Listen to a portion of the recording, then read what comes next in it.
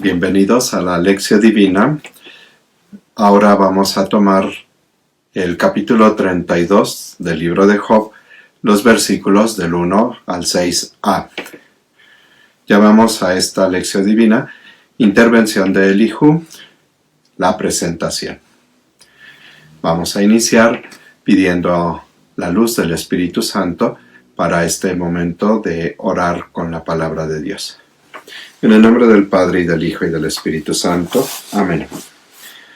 Espíritu Santo, te pedimos que ilumines nuestra mente, nuestro intelecto, para comprender tu palabra. Esta palabra que nos has hecho llegar por medio de los autores sagrados, con diferentes géneros literarios, es decir, diferentes formas en que los hombres nos comunicamos de forma habitual. Los autores sagrados tomaron las formas propias de su tiempo, y por eso necesitamos que tú nos ilumines para comprenderlas. Y penetrando en el sentido de las Escrituras sagradas, podamos nosotros entender el mensaje que esta palabra nos comunica. El mensaje divino. Espíritu Santo, fuente de luz, ilumínanos. En el nombre del Padre, y del Hijo, y del Espíritu Santo. Amén. Vamos a hacer el primer paso de la Lección Divina, esta lectura atenta de la palabra de Dios, que le llamamos la Lección. Hoy vamos a iniciar una nueva sección del libro de Job, que son los capítulos 32 al 37. Estos capítulos presentan la intervención de Elihu. Sorprende la manera como es introducido y lo que presenta este personaje. Para empezar, Elihu es un personaje desconocido. No es mencionado en el prólogo, donde se establece la trama que impulsará el subsiguiente diálogo entre Job y sus tres amigos, y su nombre está ausente en el epílogo. Tras sus prolijos discursos, no recibe respuesta ni de Job ni de los otros personajes. Da la sensación de que habla al vacío. La presentación del personaje al comienzo de este capítulo 32 ya resulta sospechosa, pues su formulación es en prosa, es decir, que se interrumpe los poemas que hemos estado leyendo desde el capítulo 3 hasta el capítulo 31.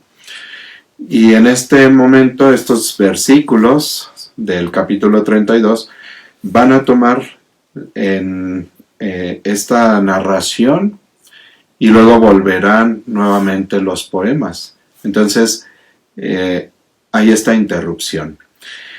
Lo mismo que ha sucedido, o la forma como se presentó en el prólogo, en prosa, y que propone al lector un nuevo comienzo de una historia. La argumentación, el vocabulario y el estilo se alejan del de los interlocutores precedentes. Algunos textos anticipan el discurso de Yahvé. Parece, por tanto, que los discursos de Elihu hayan sido añadidos al libro de Job por otro autor inspirado. Voy a hacer un comentario sobre el autor inspirado, porque después voy a retomar en uno de los versículos precisamente esta idea de la inspiración del texto sagrado. El Espíritu Santo inspiró a los autores sagrados. Fueron muchos los que participaron en la obra de poner por escrito la palabra de Dios.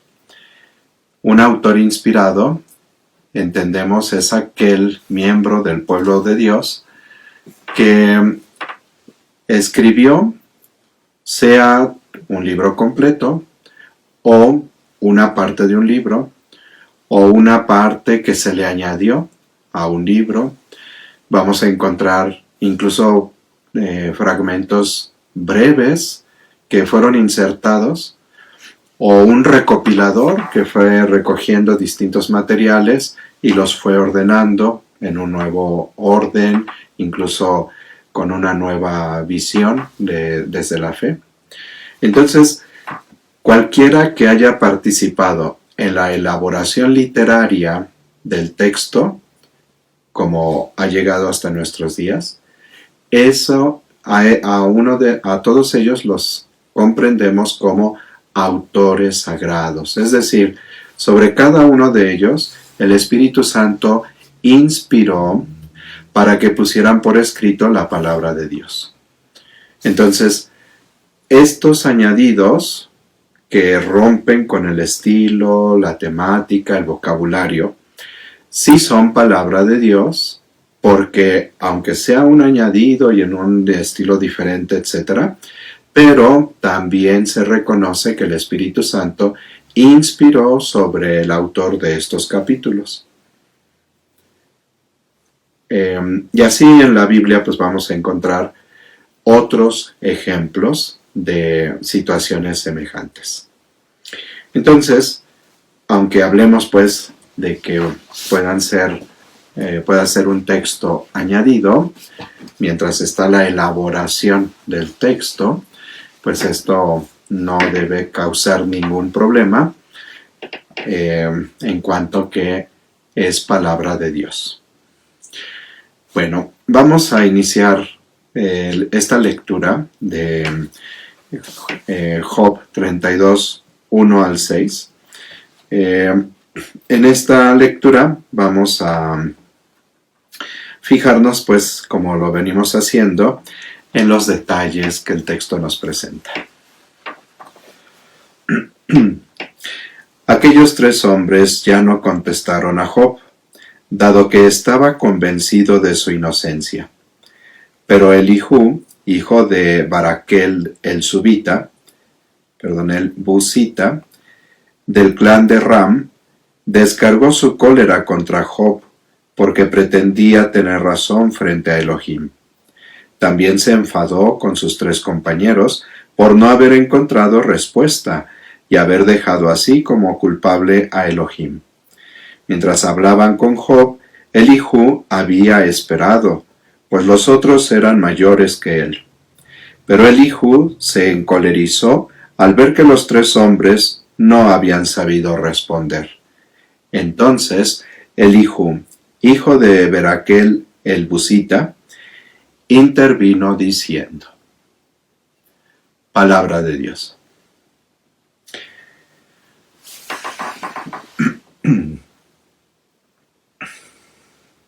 Vamos a ver qué dice en sí el texto. Elifaz, Bildad y Zofar se rinden ante la pertinaz actitud de Job. Dice el versículo 1, aquellos 3 hombres, o sea, se refiere a ellos, Elifaz, Bildad y Zofar, ya no contestaron a Job. Estaban, y dice el resto del versículo 1, dado que estaba convencido de su inocencia. ¿Quién estaba convencido? Por la forma como está redactado, en oposición a los 3, entonces, pues debe de ser Job. Sin embargo, la traducción griega de la Biblia, del Antiguo Testamento, pone en plural este verbo. Y entonces se lee en el texto griego, dado que estaban convencidos de su inocencia. ¿Quiénes estaban convencidos? Los 3 amigos. Fíjense, aquí es un detalle particular, muy interesante, pero además muy hermoso del texto. Les he comentado que la Biblia griega la Biblia hebrea es el texto en que se escribió originalmente el Antiguo Testamento. Luego, en el caso del libro de Job, se considera que se escribió entre el siglo IV y III antes de Cristo, ya en su forma actual, como lo tenemos hoy. Tal vez algunos capítulos pudieron haberse empezado a escribir, incluso algunos consideran en el siglo VI o hasta el IX antes de Cristo. O sea que nos está reportando tradiciones del pueblo de Israel muy antiguas, que se fueron poniendo por escrito y llegó el momento en que se unen en un solo libro. La traducción griega del Antiguo Testamento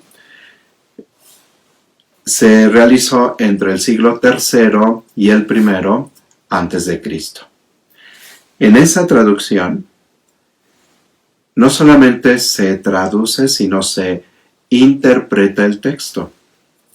Incluso hubo elaboración de textos que están en la Biblia que llamamos de los 70, esa traducción griega, y que no están en el texto hebreo, el texto masorético.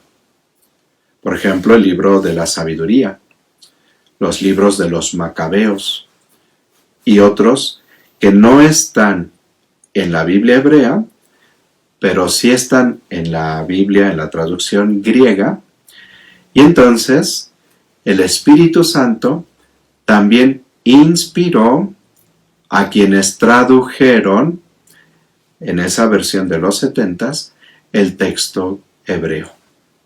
De tal manera que debemos hablar de una doble inspiración del texto que tenemos del libro de Job. Entonces, si en hebreo se lee en singular, que estaba convencido de su inocencia, lo aplicamos a Job. Pero en el griego, al traducir, se traduce en el plural, o se usa el plural, estaban convencidos de su inocencia los 3 amigos de Job. Entonces son estas peculiaridades del texto que nos llevan a considerar las dos opciones, o sea, las dos lecturas del texto. Entonces, podremos sacar esta consecuencia en primer lugar. Job sigue convencido de su inocencia. Pues todo el tiempo ha estado defendiéndola. Los amigos de Job estuvieron insistiéndole en que aceptara que fuera culpable, que era culpable. Pero en este momento, la traducción griega hace ver que ya los amigos de Job están convencidos también de la inocencia de Job. Hay un paso adelante en esta interpretación que hace la traducción griega y que es también palabra de Dios, que así nos ha llegado, inspirada por el Espíritu Santo. Es un detalle muy bello. A continuación, entra en escena un personaje desconocido hasta el momento. De todos modos, el autor presenta sus credenciales genealógicas, como era de rigor: nombre del padre y del clan. Dice el versículo 2, pero Elihu, hijo de Baraquel el Busita, del clan de Ram. Entonces, esos dos detalles que presentan el pedigrí de este Elihu, el autor sagrado quiere insistir precisamente en que no se trata de cualquier personaje, un personaje de ficción, sino en la tradición israelita es un personaje importante. ¿Por qué? Vamos a ver. Dice que era hijo de Baraquel el Busita. Allí el Busita es un gentilicio. Entonces se refiere a un hijo de Bus. ¿Quién era Bus? Bus fue uno de los sobrinos de Abraham. Lo leemos en Génesis 22:21.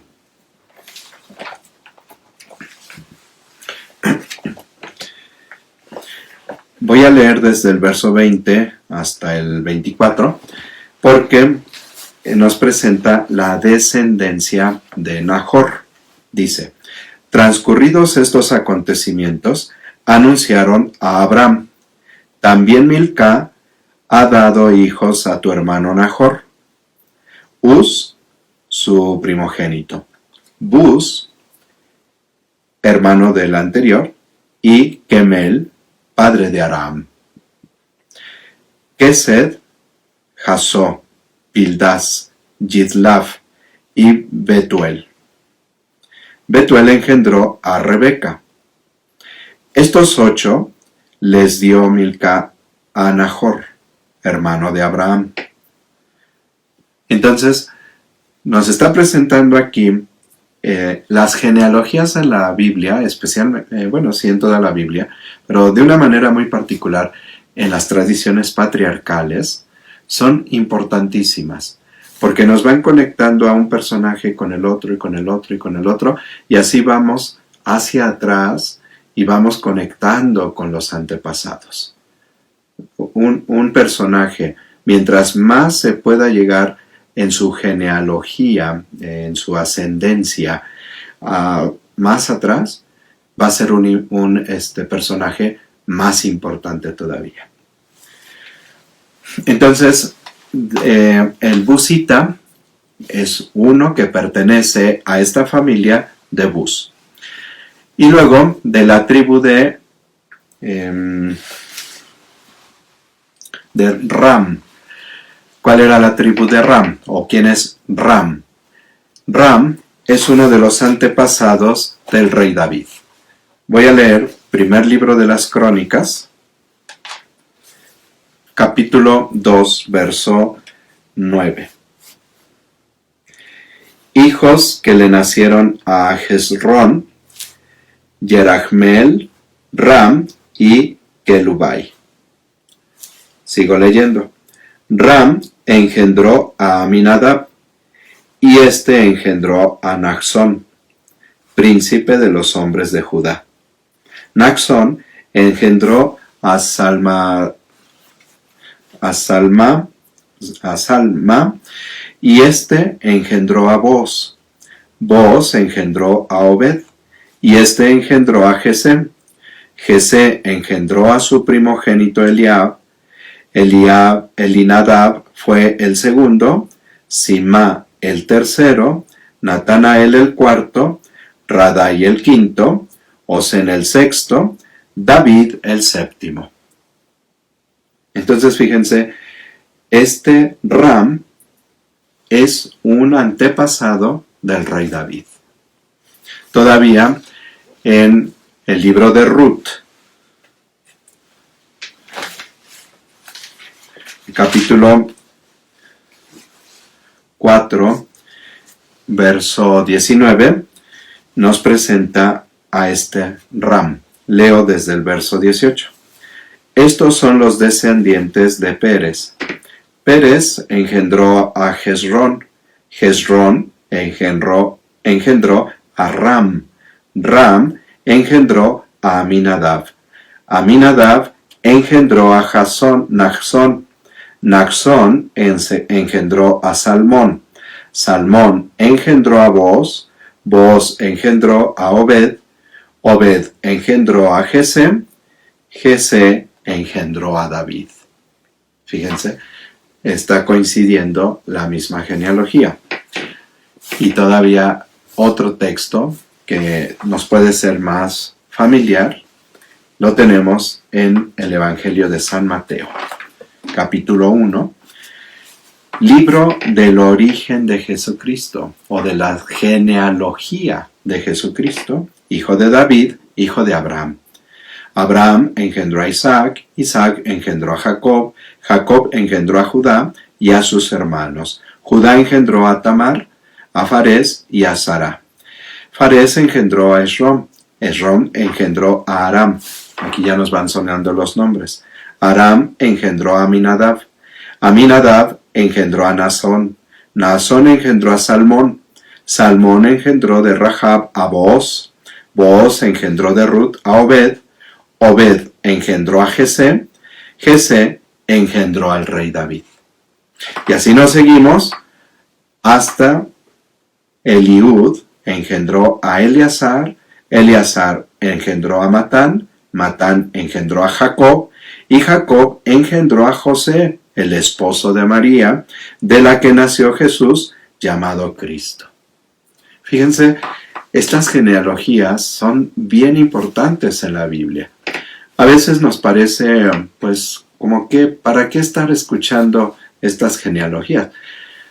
Pues precisamente para entender cómo viene esta descendencia de los personajes hasta el personaje que nos está presentando el texto. En este último caso, Jesús, ¿no?, que viene de la descendencia de David, y David viene de la descendencia de Abraham. Entonces, fíjense esta hermosura de las genealogías que nos presentan el texto. Entonces, en este caso, Elihum, que es hijo de Baraquel el Busita, está conectado con Abraham, y del clan de Ram está conectado directamente con David.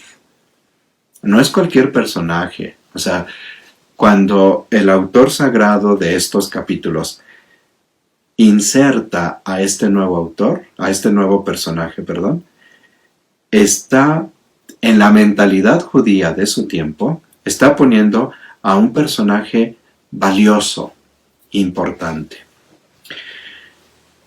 Su nombre de Elihu significa Él es mi Dios, y equivale a Eliyahu.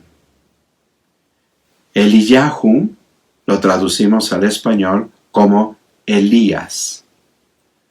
Y el nombre de Elías significa Yahú es mi Dios. Yahvé es mi Dios. Entonces, fíjense, Elihu también significa Él, Yahvé, es mi Dios. O sea, un hombre de una genealogía que lo conecta con David y con Abraham, pero que además está diciendo en su propio nombre, Él, Dios, Yahvé, es mi Dios. Por eso, las palabras que va a decir no las dice cualquiera, sino las va a decir un hombre que, como Elías, va a defender a capa y espada y con gran celo a Dios. Esto es muy importante para que escuchemos estos poemas de Elihu. La fórmula descargó su cólera contra Job, que tenemos en el verso 2, después de la presentación de Elihu, dice, pero Elihu, hijo de Baraquel el Busita del clan de Ram, descargó su cólera contra Job. Esta expresión, aunque se aplica en algunos textos a alguna persona, pero casi siempre se está aplicando más bien a Dios. Dios que frente al pecado de su pueblo o de algún personaje en particular, descarga su cólera contra ese pueblo o contra ese personaje. Entonces, vean, este Elihu es como si fuera el alter ego de Dios, ¿no? O sea, el otro yo, o el que está encarnando de alguna manera a Dios en esta trama del libro de Job.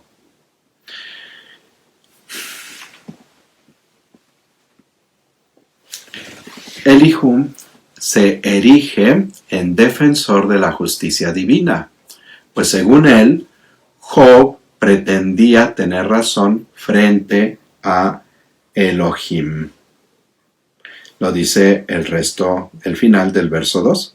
Descargó su cólera contra Job porque pretendía tener razón frente a Elohim. O sea, que Job sigue manteniéndose firme, yo soy inocente, y por eso Elihu dice, esto no puede seguir así. Y descarga su cólera contra Job, que se siente inocente frente a Dios.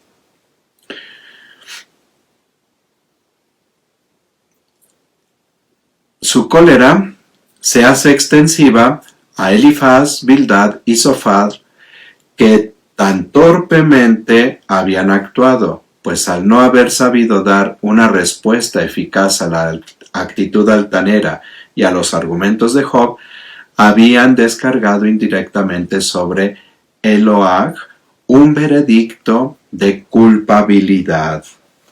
Fíjense el verso 3. También se enfadó con sus 3 compañeros por no haber encontrado respuesta y haber dejado así como culpable a Elohim. Elihu es incapaz de leer entre líneas, de sopesar algunas afirmaciones de Job, fruto de una profunda confianza en su Dios y cargadas de una sólida esperanza. Para él solo existe una disyuntiva: o Job o Dios. O Job es inocente y por lo tanto Dios es culpable, o Dios es inocente, está diciendo la verdad, y entonces Job es el culpable. No hay más para Elihu. Según el narrador, Elihu había pospuesto su intervención, pero seguramente por respeto a los 3 amigos de Job, que eran mayores que él. Dice el verso 4. Mientras hablaban con Job, Elihu estaba esperando, pues los otros eran mayores que él. O sea, Elihu guarda silencio, no por su porque él traiga una gran sabiduría, y después la va a decir, sino porque reconoce que ellos son mayores, ¿no? Después va a decir el mismo Elihu en el verso 9 que los años no dan sabiduría. Entonces, o sea, no les reconoce a esos 3 amigos que sean sabios. Les tiene respeto por su edad, ¿no?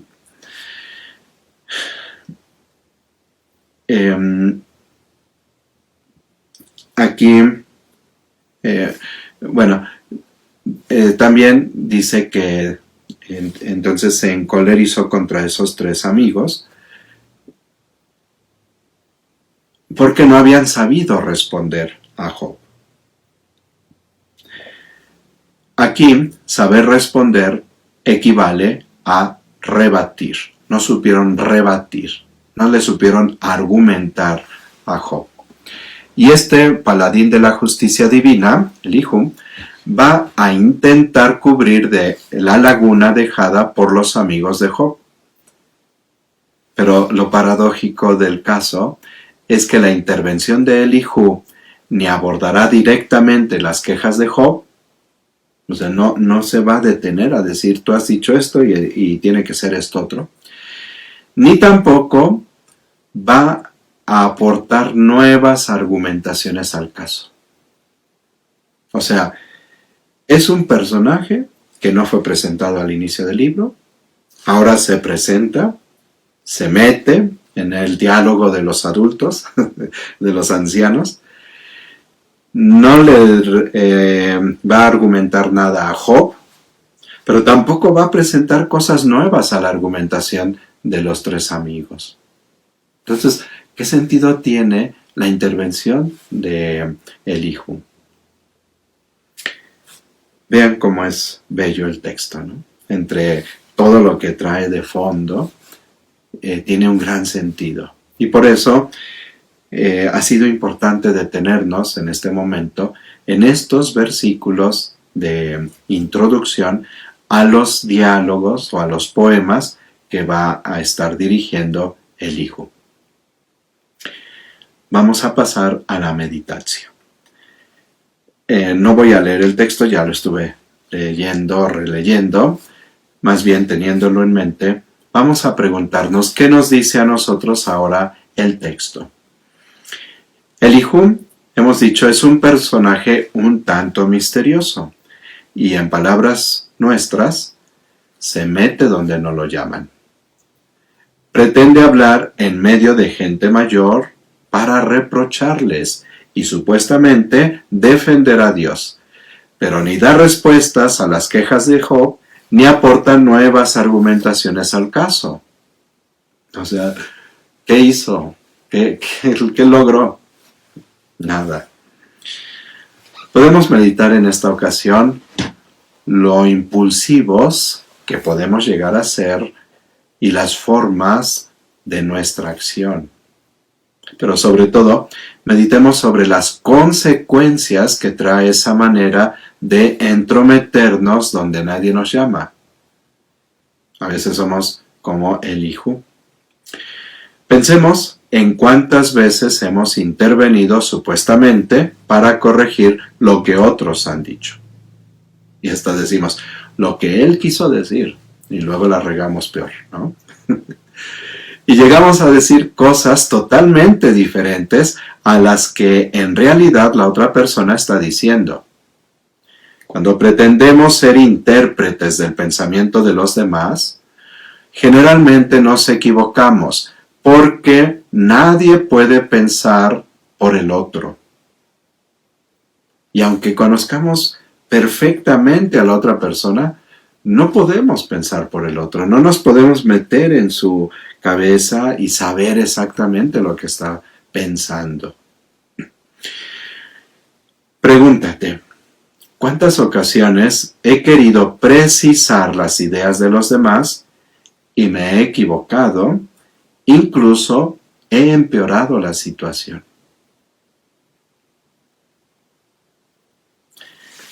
Elihu pretendió defender la justicia divina.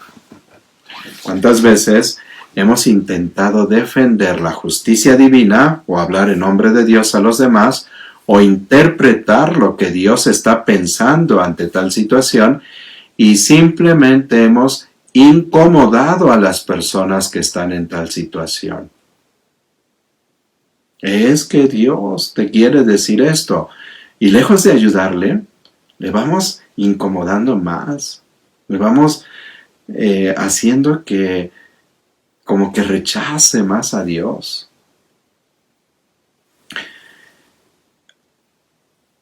Ha llegado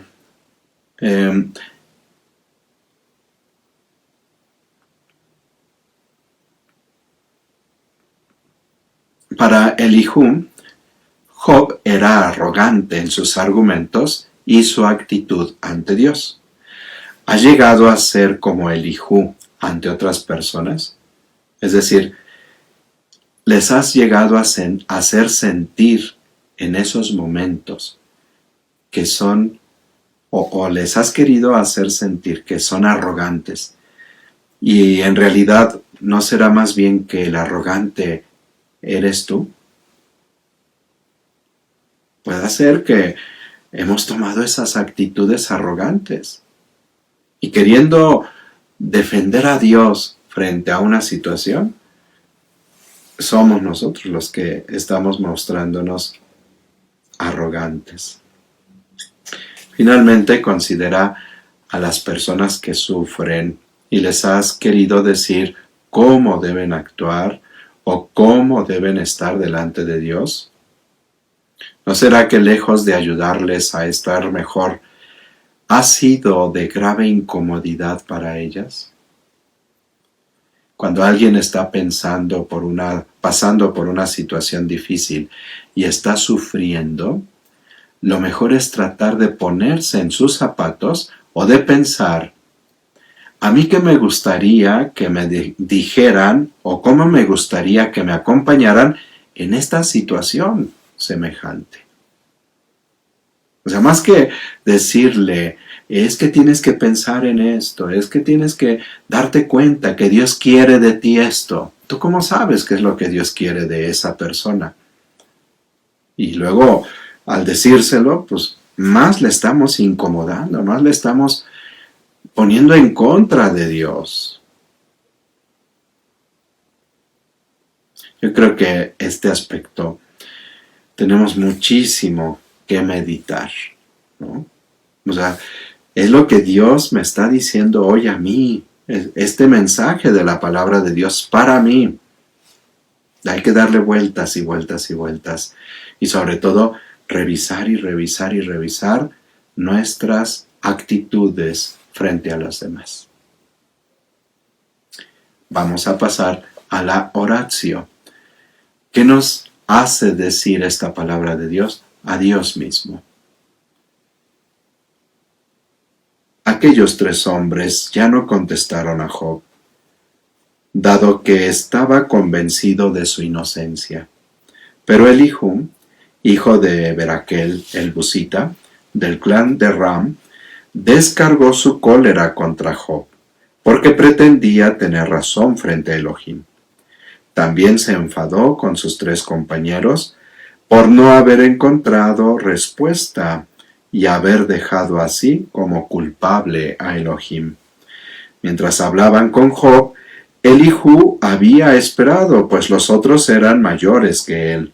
Pero Elihu se encolerizó al ver que los 3 hombres no habían sabido responder. Entonces Elihu, hijo de Beraquel el Busita, intervino diciendo: háblale a Dios con este texto.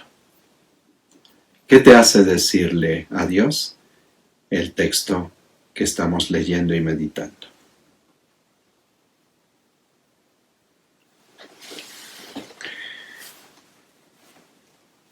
Padre bueno, hoy quiero pedirte que me perdones las ocasiones en que yo he hecho sentir mal a algunas personas por pretender interpretar lo que están pensando, lo que están viviendo, o querer que entiendan lo que, según yo, tú quieres decirles en esa situación, y que lejos de ayudarles, les he incomodado. Perdóname. Perdona a las personas que suelen ser muy severas para juzgar las situaciones de los demás, que suelen ser bajo esta interpretación todavía de la teoría clásica de la retribución, el que llegan a insistir es que si estás pasando por esto ha de ser por algo que tú has hecho, es porque Dios te está castigando. ¿Y cuánto daño han causado a personas que ya de por sí están pasando una situación bien difícil y todavía esas palabras los lastiman más? Perdona a quienes con esa ligereza hablan, a quienes quieren describirte como eres y cómo actúas y se equivocan completamente de cómo eres y de cómo actúas. Perdónalo, Señor. Te pido que sanes el corazón de aquellos que han sufrido por esos modos en que los hemos tratado en algún momento. Sana su corazón, porque en medio de sus sufrimientos te han sentido lejano. Te han sentido que guardas silencio. Y yo creo que sí, guardas silencio. Pero no es un silencio en el que tú te alejas de nosotros. Guardas silencio para acompañarnos, respetando la manera como estamos sintiendo, como estamos pensando las cosas. Guardas silencio tú porque quieres respetar cada sentimiento nuestro, cada pensamiento. Solo quien tiene un gran amor puede ser así de respetuoso. Y así eres tú. Tú eres nuestro Dios del silencio. No porque no nos quiera hablar, sobre todo cuando más necesitamos escucharte, sino porque eres el que más respeto tiene por nuestra situación, por nuestro sufrimiento, por nuestras angustias. Gracias, Padre. Gracias por ese amor, por ese respeto. Porque tú no te pones a pensar en lugar de nosotros, mucho menos te pones a sentir en lugar de nosotros. Respetas cómo estamos pensando, respetas cómo estamos sintiendo. Y lo que haces es acompañarnos. En silencio, sí, pero acompañándonos. Gracias por acompañarnos siempre.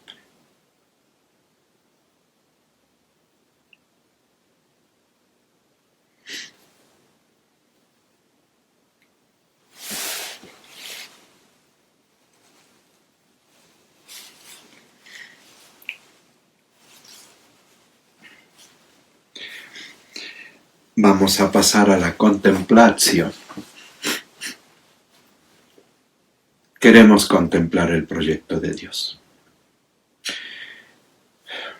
Es conveniente volver a leer el texto. Yo no lo voy a hacer por el tiempo, pero si tú puedes, vuélvelo a leer. Y durante esta cuarta lectura del texto, aceptamos como don de Dios su propia mirada al juzgar la realidad. Y nos preguntamos qué conversión de la mente, del corazón y de la vida nos pide el Señor. Durante este tiempo he estado insistiendo en que debemos cambiar nuestra manera de pensar respecto de Dios, porque nos hemos creado una idea o nos han transmitido una idea de un Dios castigador, un Dios perfecto, que todo lo hace bien y no le podemos achacar nada de lo que estamos viviendo, de lo que nos está pasando. Y entonces, esa imagen de Dios, como el Dios intocable, el Dios inaccesible, ese no es el Dios que Jesús nos reveló.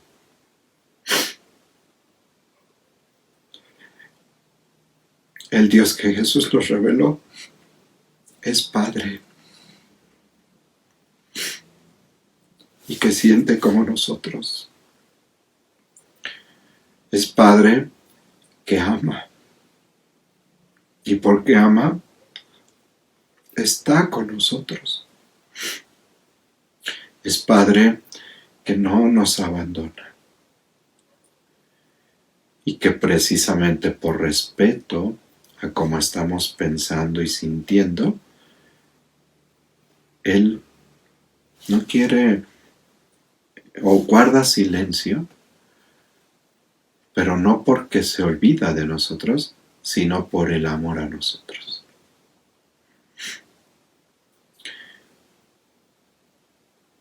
Esta contemplación ojalá nos lleve o nos siga ayudando a contemplar y comprender al Dios de Jesucristo, al Padre de Jesucristo.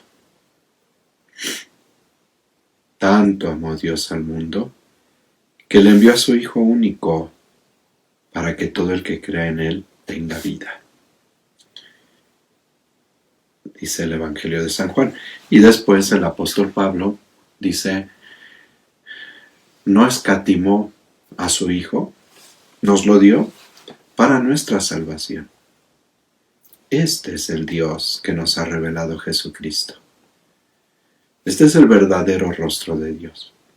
Por eso necesitamos cambiar. Y cuando cambiar pues nuestra manera de pensar. Y cuando Dios guarda silencio, no guarda silencio porque se alejó. guarda silencio porque nos respeta y porque nos acompaña de forma silenciosa. Este es el Dios de Jesucristo que nos ha revelado. Este es el Dios que está con nosotros todos los días. Por eso, si necesitamos cambiar nuestra manera de pensar delante de Dios, nuestra manera de sentir a Dios. Hay personas que se han enojado con Dios porque no les habló. Hay personas que se enojaron con Dios, le dejaron de hablar a Dios. Algunos dicen que dejaron de creer en Dios, porque precisamente cuando más lo necesitaban, Dios guardó silencio. Pero insisto, es un silencio de respeto a nosotros, un silencio en el que con amor sigue acompañándonos. Frente a esta manera de comprender a Dios, ¿qué compromiso asumimos, no? Pasamos a la acción. ¿Cómo hacer que este texto de la palabra de Dios llegue a la vida? Bueno, antes de la acción, todavía en la contemplación, había mencionado en el verso 1, la doble lectura que hacemos, tanto en el texto hebreo como en el texto griego, de las palabras que ahí encontramos. El texto hebreo, dado que estaba convencido de su inocencia, es decir, Job estaba convencido de su inocencia. Pero el texto griego lee en plural, dado que estaban convencidos de su inocencia. O sea, los tres amigos de Job ya se convencieron de la inocencia de Job. Y a partir de esta doble forma del texto, que es ambas lecturas son palabra de Dios, porque Dios al hablarnos nos habla, dice la carta a los hebreos, de muchas maneras y de muchos modos, ¿no? Entonces, a partir de esto, que nosotros podamos también entender que Dios nos habla de diferentes modos, ¿no? Pero, fíjense, los amigos de Job habían sido reticentes en insistir en que Job estaba mal y él tenía que aceptar su culpa y declararse culpable frente a Dios. Pero el texto griego nos dice que a este nivel ya los amigos de Job han comprendido que él es justo. Ya se convencieron.